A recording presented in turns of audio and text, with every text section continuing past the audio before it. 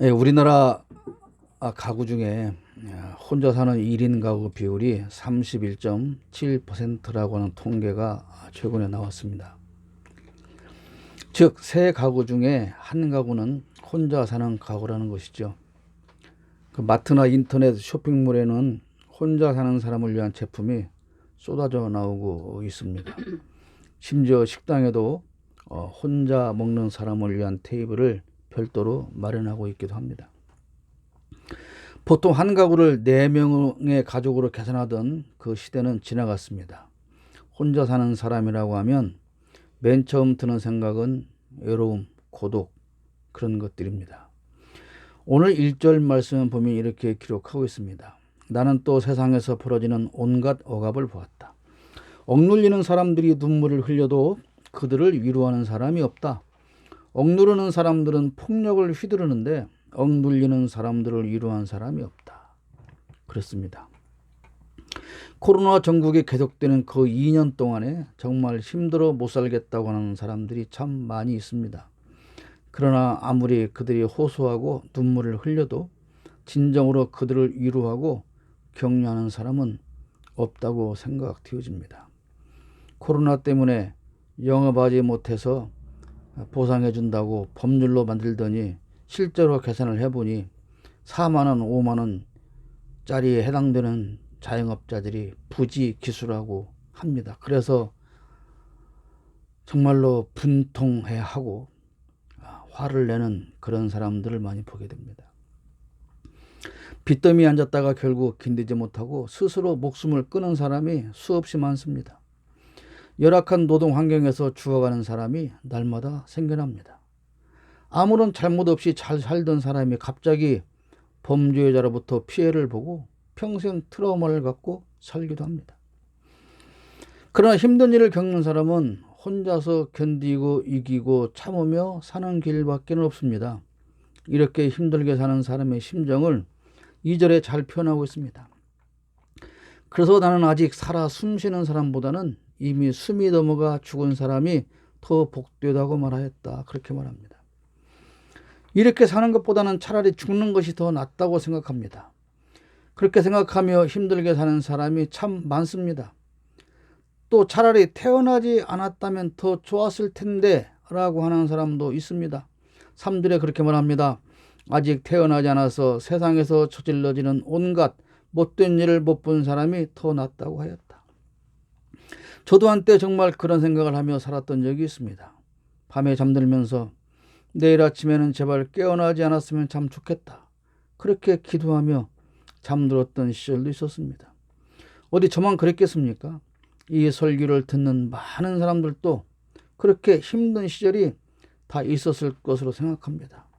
지금 이 순간에도 그런 분들이 너무나도 많이 계실 것입니다. 그러면 혼자 사는 사람만이 살기 힘든 세상일까요? 그렇지 않습니다. 힘들어 죽겠다고 하는 사람은 어디에나 가득합니다. 다시 말하면 세상살이가 쉬운 사람은 없다는 것이고, 이렇게 힘든 세상을 아무리 잘난 사람도 혼자서 살기는 어렵다는 것입니다. 그러면 왜 이렇게 세상살이가 힘든 것일까요? 이웃에는 관심이 없고 오직 자기를 위한 헛된 것을 추구하며 그것에 목숨을 걸고 살기 때문입니다.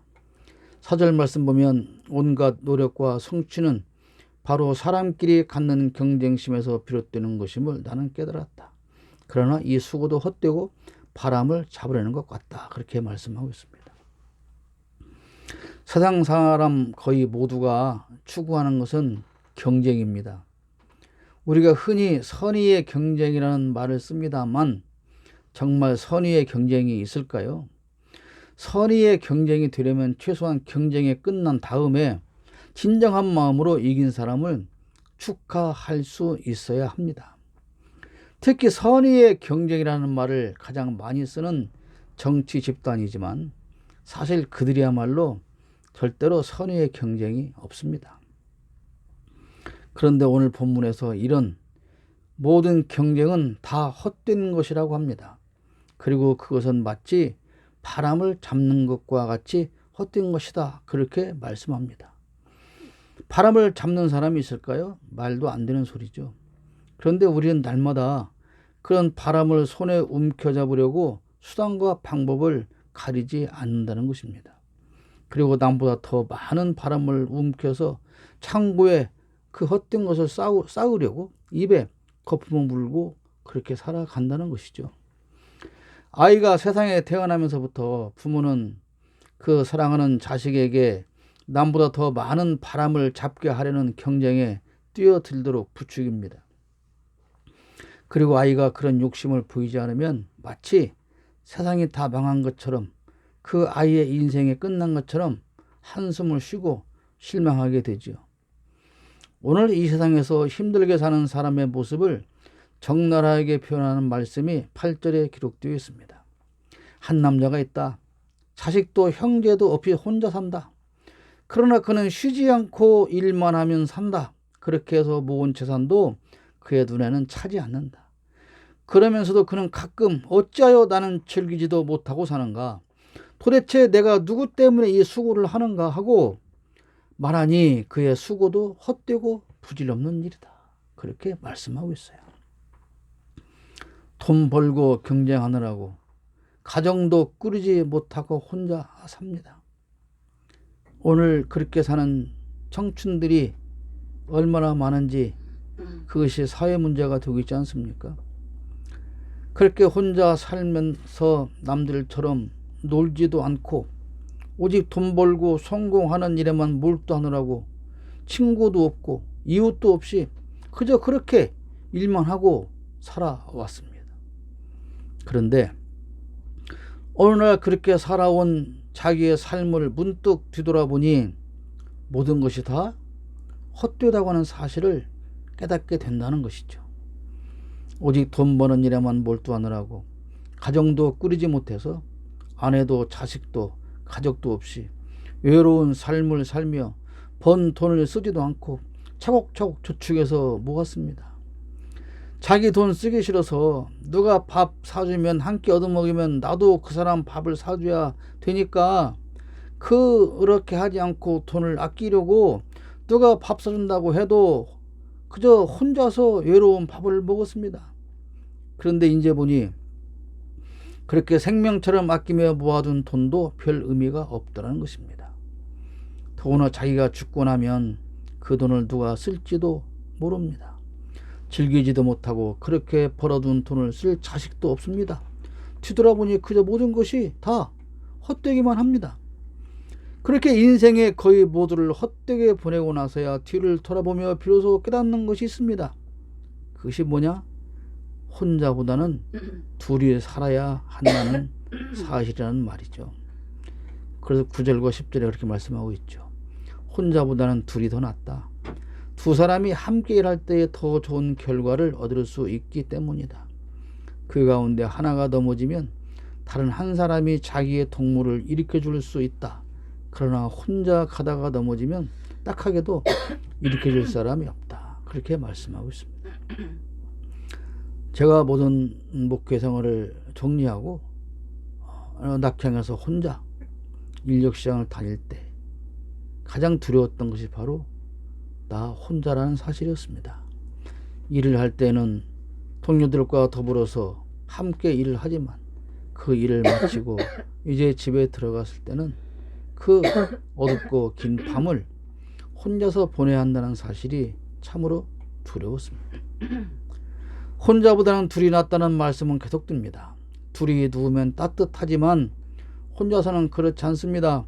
혼자 싸우면 지지만 둘이 합하면 이길 수 있고 삼겹줄은 끊어지지 않는다고 오늘 말씀 마지막에 기록하고 있습니다. 얼마 전에 절반 이상의 성공을 누린 누리호 로켓 발사를 위해서 약 300여 개 업체가 힘을 합했다고 하지 않습니까? 그 로켓 하나에는 수만 가지 셀 수 없이 많은 부품이 들어간다고 하지 않습니까? 그런데 그 중에서 가장 작은 부품 하나만 잘못돼도 로켓 발사는 성공할 수가 없습니다. 불과 계획했던 것보다 몇십 초, 한 20여 초 일찍 불이 꺼지는 바람에 마지막까지 성공을 하지 못했지 않습니까? 이렇게 아주 사소한 일로 인해서도 성공은 사라지게 됩니다. 사람이 사는 것도 마찬가지죠. 아무리 잘난 사람도 혼자서는 살지 못합니다. 그런데 사람은 누구나 다 마치 혼자만의 세상처럼 생각하면서 자기만을 위해서 삽니다. 모든 사람을 다 짓밟고 혼자서 맨 꼭대기에 서면 행복할 것으로 생각할 수 있지만 절대로 그렇지 않습니다. 선거판을 보십시오. 국민을 가장 잘 섬기는 사람을 뽑는 것이 선거인데 과연 출마한 저들의 가치관은 그렇게 부합되는 가치관을 가지고 있을까요? 그렇지 않습니다. 누가 더 잘 섬기는 사람인가는 그 사람이 평소에 살아온 모습을 보면서 평가할 수 있습니다. 그들이 살아온 모습을 익히 봐서 다 알고 있는데 자기가 가장 훌륭하다고 억지를 부려보면 무슨 소용이 있습니까? 수많은 사람의 눈에서 피눈물을 뽑아냈던 그 사람이 국민을 가장 행복하게 해줄 수 있는 사람은 나라고 큰소리치며 외칩니다.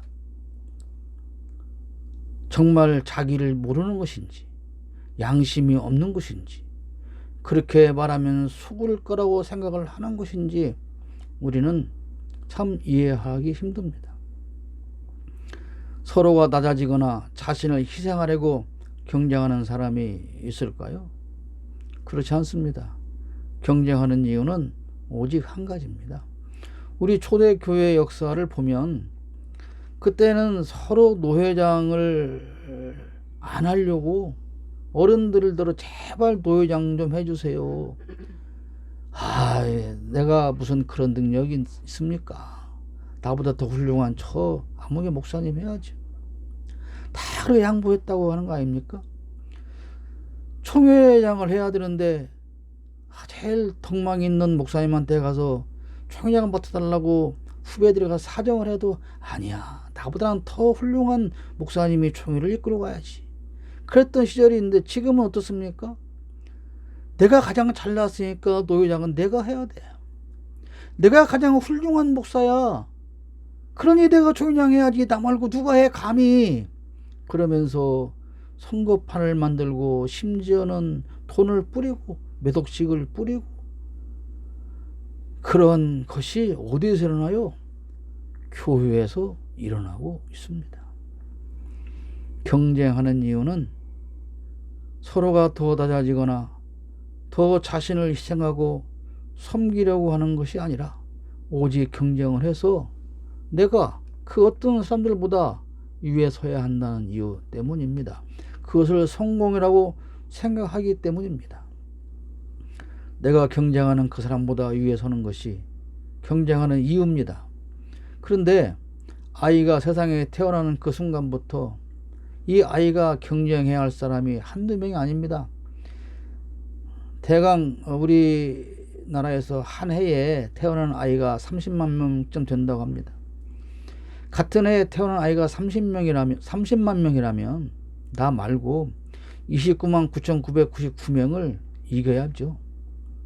그렇게 경쟁을 시작합니다. 그것뿐이 아니죠.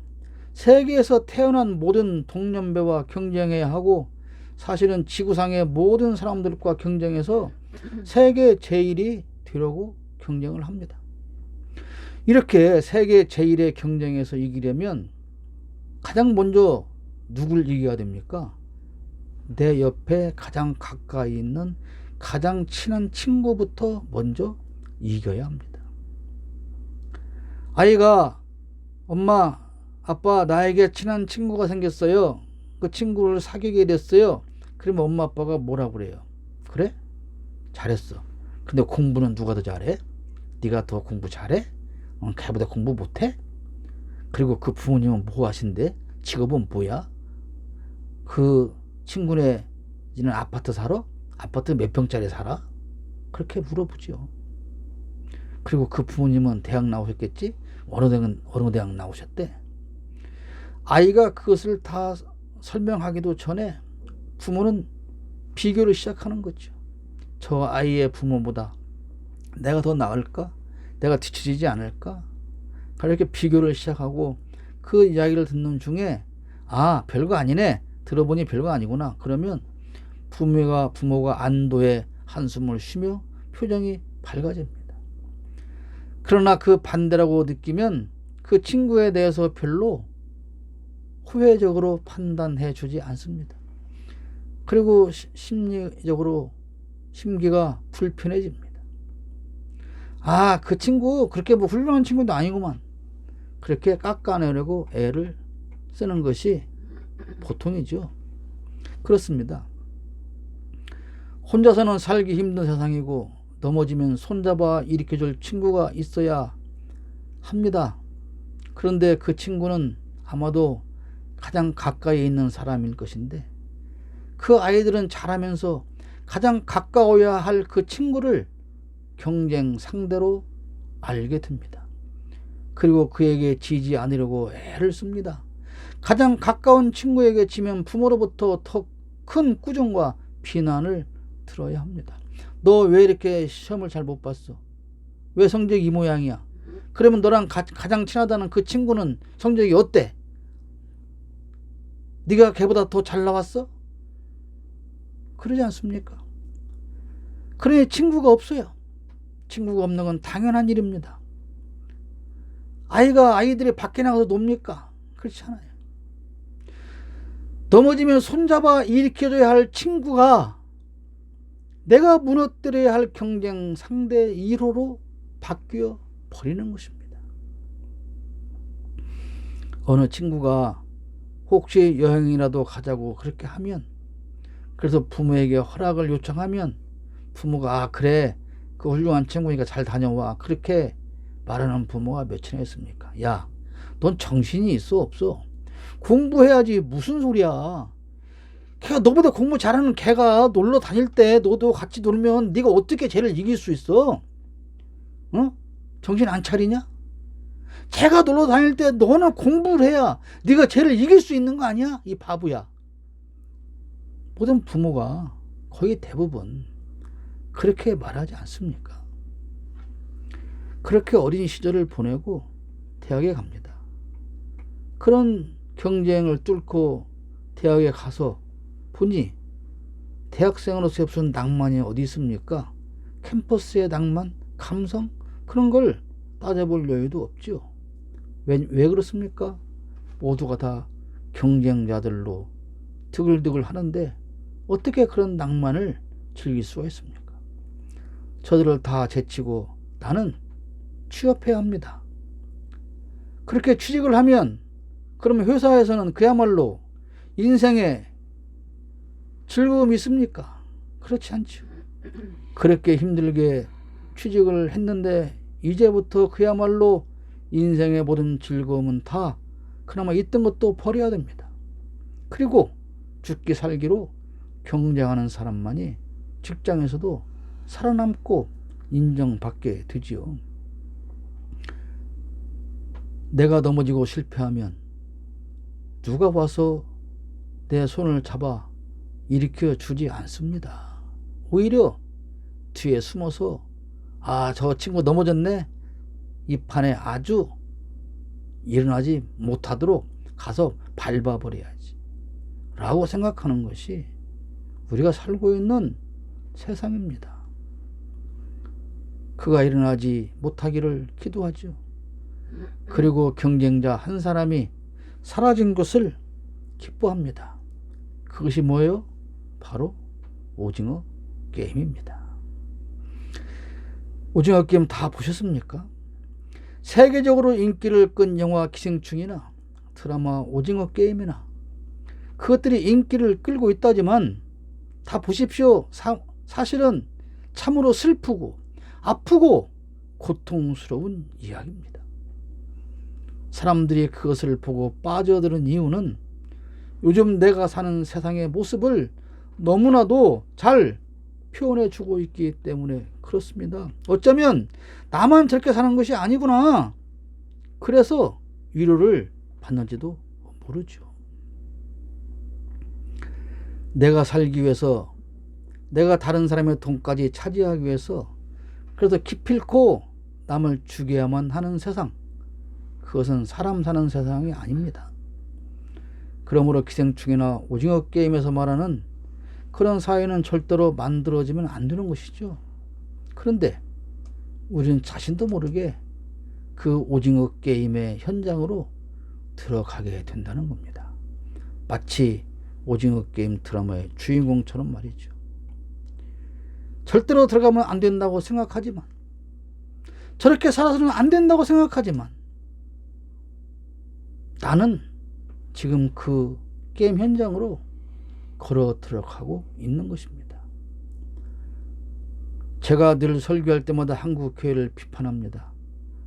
뭐 제 설교를 몇 명이나 듣긴 하겠습니까마는 아마 제 설교를 듣는 사람들 중에서 그래서 싫어할 것입니다. 왜 저 사람은 실력도 없는 주제에, 먹기도 못하는 주제에 맨날 교회만 까는 거야, 왜 목사만 까는 거야, 그렇게 생각할 것입니다. 그러나 저는 앞으로도 계속 그렇게 할 것입니다. 아무리 인기 없는 설교라도 상관없습니다. 안 들어도 상관없습니다. 그럼에도 불구하고 이렇게 하는 이유는 우리 한국 교회는 반드시 변화되어야 하기 때문입니다. 교회가 오징어 게임 현장으로 계속 가서는 안 되기 때문입니다. 오징어 게임을 보는 대형 교회 목회자들은 과연 무슨 생각을 할지 참 궁금합니다. 하나님의 형상을 닮은 만물의 영장 인간으로 태어나서 어찌 저럴 수가 있느냐, 그러면서 혀를 끌끌 찰까요? 드라마에서 오징어 게임을 기획한 사람은 사실 돈 많은 부자였습니다. 이 게임을 기획하고 자기도 실제로 그 게임에 참여합니다. 그러면 그 게임을 기획하고 자기도 참여하면서 그가 보고 싶고 느끼고 싶었던 것은 무엇이었을까요? 못 가진 자들의 비열함이었을까요? 아니면 가진 자신의 우월함이었을까요?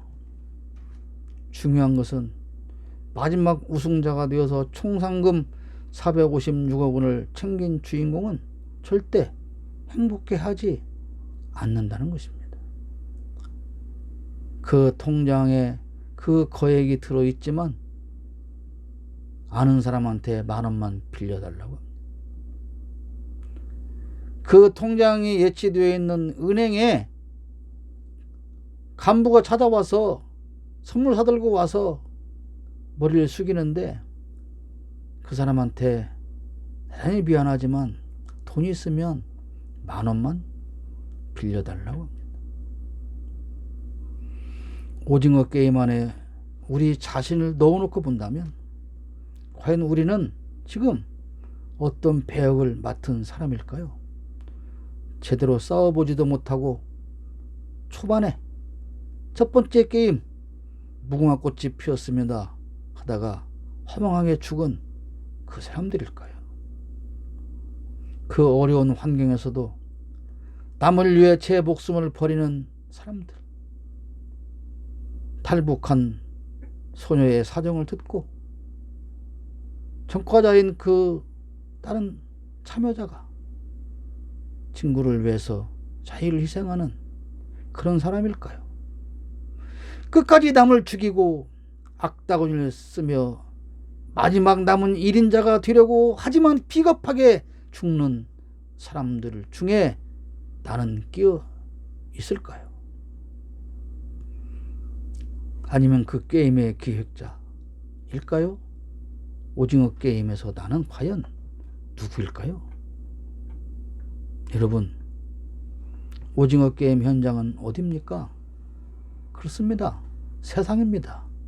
우리가 오늘 또 살고 있는, 내가 살아가는 세상, 내 아이를 내밀어 놓고 살아가는 그 세상. 이 작은 놈이 내일 11월 1일자로 발령받아서 충남대에 근무하게 되는데 제가 오늘 아침에 카톡으로 이 설교의 천문을 보내주었습니다. 너는 이제 오징어 게임 현장으로 들어가는 거야. 하나님이 주시는 지혜를 얻어서 하나님이 인정하는 그런 승리자가 되기를 바란다. 그렇게 해서 영상을 보내주지만 오늘은 설교 원고를 다 통으로 보내주었습니다. 오징어 게임 현장에 우리는 살고 있습니다. 그렇습니다. 그런데 이 오징어 게임의 현장에서 좀 벗어나 보려고 찾아가는 곳이 어딥니까? 교회죠. 오징어 게임의 현장을 벗어나서 우리는 평안을 얻기 위해서, 위로를 받기 위해서 교회를 찾지 않습니까? 그러면 우리가 찾아가는 그 교회 안에서는 오징어 게임이 안 벌어질까요? 교회 안에서 오징어 게임을 기획하는 사람은 목회자가 아닐까요? 실세 장로는 아닐까요?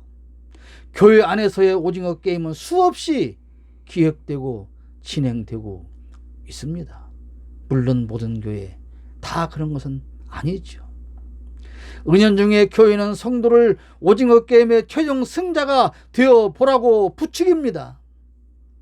455명을 다 죽이고 그들의 몫인 상금 전액을 차지한다면, 그런 사람이 있다면 아마도 목회자는 찾아와서 그렇게 말할 것입니다.